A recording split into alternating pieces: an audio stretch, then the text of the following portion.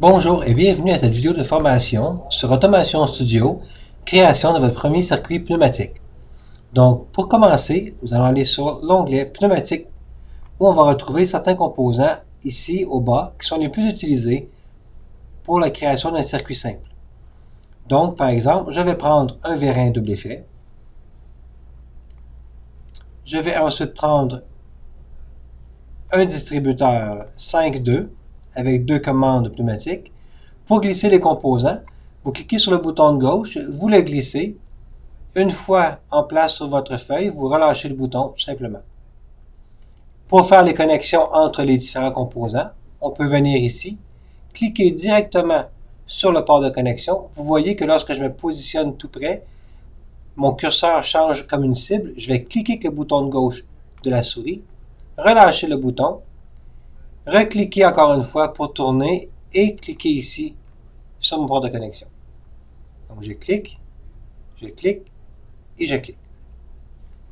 Pour les sources de pression, nous avons deux différents modèles. Donc nous avons l'alimentation pneumatique comme celle-ci et avec la flèche comme celle-là aussi.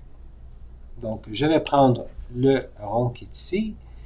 Pour faire une connexion, vous pouvez aussi, je vais juste agrandir l'écran, juxtaposer les deux points rouges un par-dessus l'autre. Les points vont devenir noirs, ce qui confirme que la connexion est bien faite. Au niveau de l'échappement, je vais mettre un échappement ici. Je dois en mettre un deuxième de l'autre côté, donc j'ai deux choix. Je peux retourner à la bibliothèque, reprendre mon échappement, ou je peux tout simplement copier celui-ci et le mettre à l'autre connexion. Pour ce faire, on peut bouton de droite, copier, et bouton de droite encore, coller. Et je peux le déplacer. Ou sinon, je vais l'effacer, donc supprimer. On peut enfoncer la touche contrôle de notre clavier et glisser l'échappement. Vous voyez que j'ai un petit plus qui s'est ajouté sur mon curseur, donc je vais automatiquement en faire une copie. Donc maintenant, pour contrôler ce vérin, je vais avoir besoin d'avoir deux distributeurs 3.2. Donc, je retourne ici, distributeur 3.2. J'aurais pu aussi aller dans l'onglet pneumatique, ouvrir la section, aller dans le distributeur et trouver le distributeur encore une fois que j'aurais voulu avoir, mais pour mon circuit, mes composants se retrouvaient à la base de la section pneumatique. Donc, je vais venir chercher encore une fois une source de pression et un échappement. Je dois dupliquer cette même valve de l'autre côté ici. Donc, je peux sélectionner les trois éléments, bouton de droite et faire un grouper. Donc maintenant, lorsque je déplace un composant, je déplace un groupe entier. Donc, comme on a fait tantôt pour l'échappement, je vais enfoncer la touche contrôle et je vais dupliquer ma 3.2 de l'autre côté. Je vais faire les connexions, comme ça ici. Et je suis maintenant prêt à tester mon circuit. Donc, je vais venir lancer la simulation.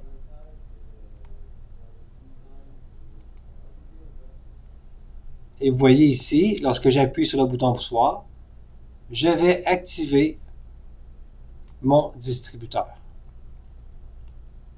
Donc, j'ai un circuit ici à double commande pneumatique 3.2, retour-ressort. Maintenant, ce que nous allons faire, nous allons automatiser ce circuit pour avoir un va-et-vient continuel de mon vérin. Donc, je vais sélectionner ici les éléments, je vais les effacer. Donc, bouton de droite, supprimer. Je vais descendre un petit peu mon circuit pour venir mettre maintenant un distributeur 3.2, mais à commande mécanique avec un galet. Comme ça ici. Je vais tourner mon composant parce que je veux venir le mettre ici sur mon vérin. Donc, édition, position, rotation gauche 90 degrés. Je vais descendre un petit peu mon circuit, donc je vais sélectionner ici. Je vais le descendre un petit peu. Maintenant, je dois insérer ce distributeur pour faire un contact mécanique sur mon vérin. Vous voyez ici, on a deux losanges. Je dois juxtaposer les deux losanges un par-dessus l'autre pour que le contact mécanique soit bien fait. Donc, partout où il y a des losanges, vous pouvez avoir un contact mécanique. Donc, je vais venir, encore une fois, chercher une source de pression que je vais aussi tourner à 90 degrés et un échappement que je vais tourner aussi à 90 degrés.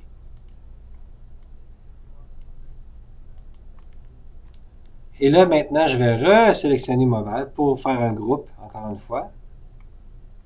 Car je vais devoir le dupliquer pour mettre en capteur de fin de course aussi de mon vérin.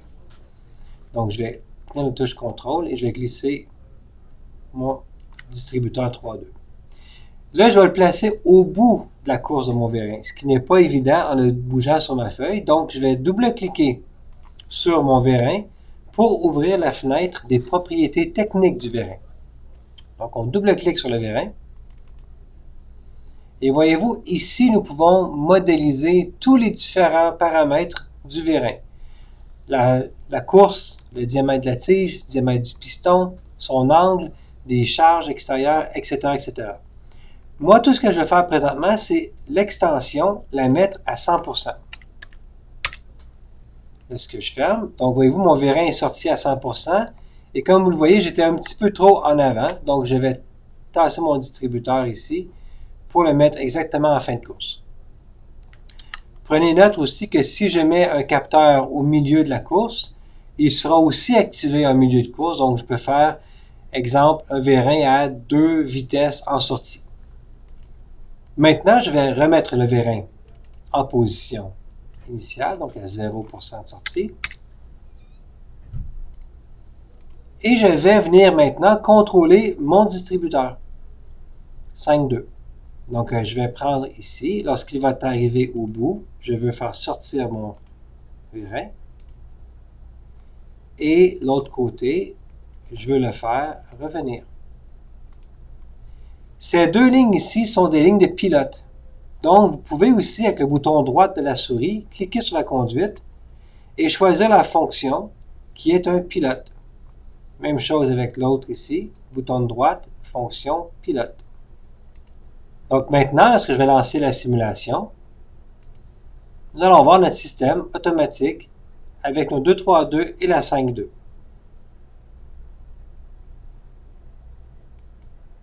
Maintenant, nous allons faire une copie de ce système qui sera contrôlé maintenant avec deux fins de course, mais un contact mécanique différent.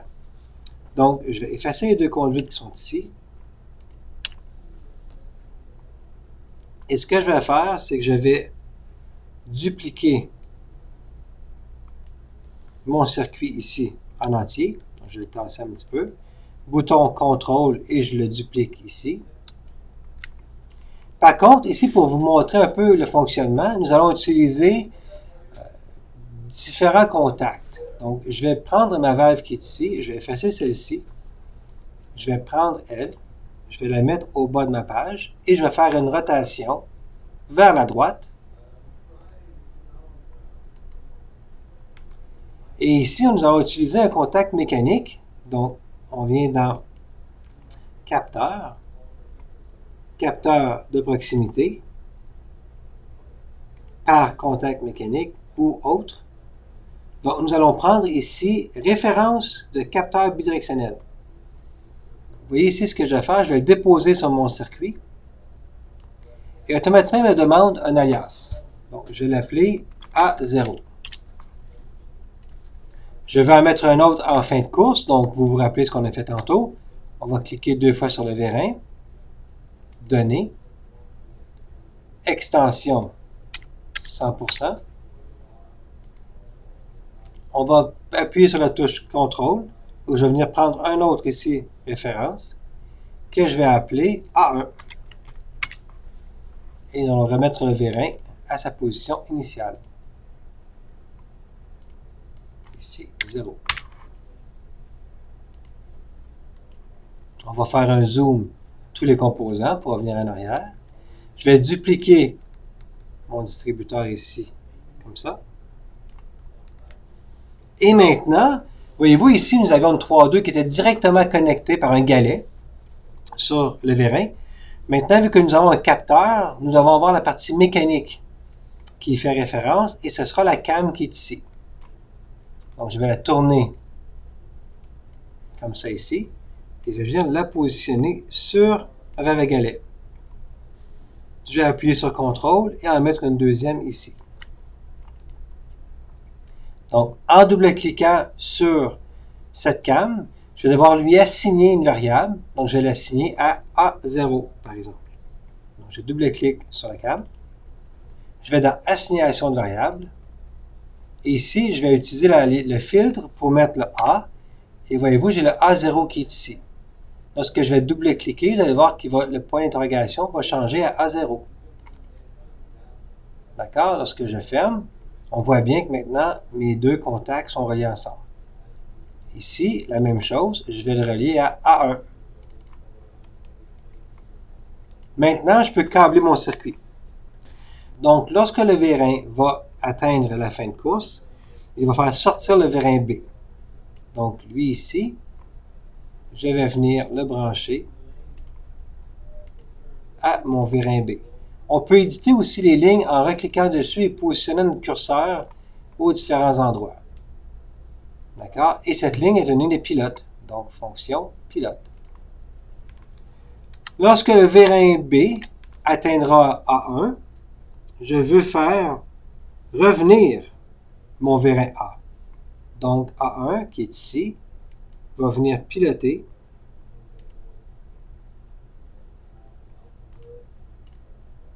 lui qui est ici. Encore une fois, c'est une ligne de pilote. Fonction pilote. Alors, une fois que lui va être revenu, il va automatiquement faire revenir le vérin B aussi.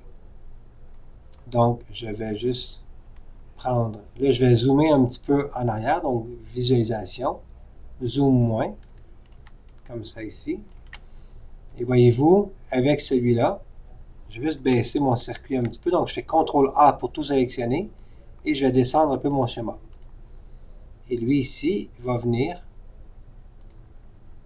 piloter la valve comme ça ici pour le faire revenir. Bouton de droite, fonction, pilote.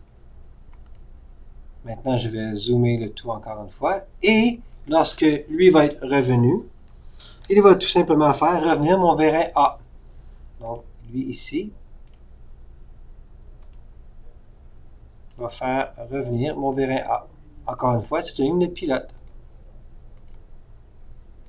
Donc, une fois mon circuit complété, je vais relancer la simulation et on devrait avoir un système automatique à deux vérins. Un circuit carré, par exemple.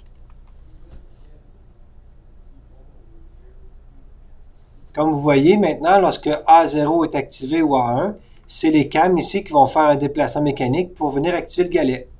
Donc, lorsqu'on a un circuit qui est complexe, ça peut être plus simple d'utiliser ce type de commande.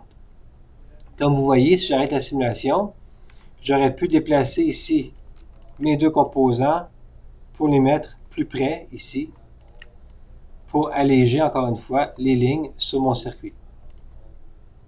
Ça ne change en rien la simulation, donc lorsque je relance la simulation, vous voyez, les circuits se comportent de la même façon. Ceci met fin à la présente vidéo. Merci et bonne journée.